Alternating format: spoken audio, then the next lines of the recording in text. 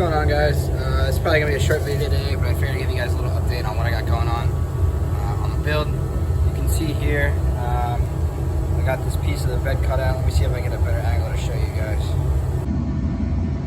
So as you can see, I cut this section out of the bed.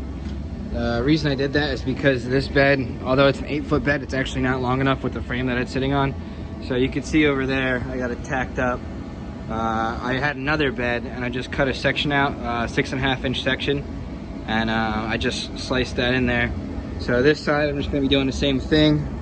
I don't know if I have the piece that I cut out right around. I do. Oh wait, yeah, I actually do. So I actually cut this pillar out right here. That was here. I had to drill out the spot welds, and someone had welded it solid here, so I'm gonna have to fix that up a little bit, and then a couple spot welds. And it was actually not too bad to get off, but this was actually really annoying where someone had welded that.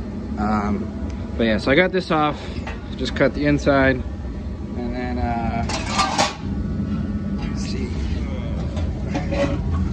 right here is the section that I'm going to be welding in. Just cut it out of another bed, like I said. So there, we'll get that up in there. I'll probably use some clamps, put it up in place, kind of get a rough idea of how it's going to sit, show you guys what it looks like, and then tack it in, take a look at it, and then we'll go from there. Alright, so here you can see I have it a couple clamps holding it in place, and then I have it bolted on the front, so it's bolted to the front of the bed there. You can see I gotta adjust the bed still a little bit, but that clearance is way better than it was before. I'll try to include a picture of what it was. A little bit of a gap to fill in the bottom, I'm not worried about that.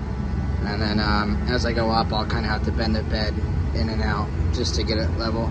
And then these are uneven, you can see, but I think this here is bent. You can see here's the old piece here, and this is all wavy. Like I can feel the notchiness. So once I have this piece welded in, I'll take something and I'll bend this out, and I think this should match up this seam pretty good.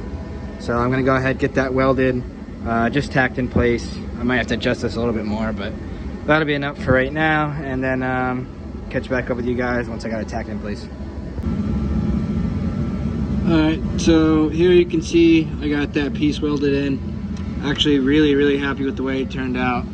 I got a little bit more to do, but that railing looks like it's going to come out pretty good. The coping, whatever it is.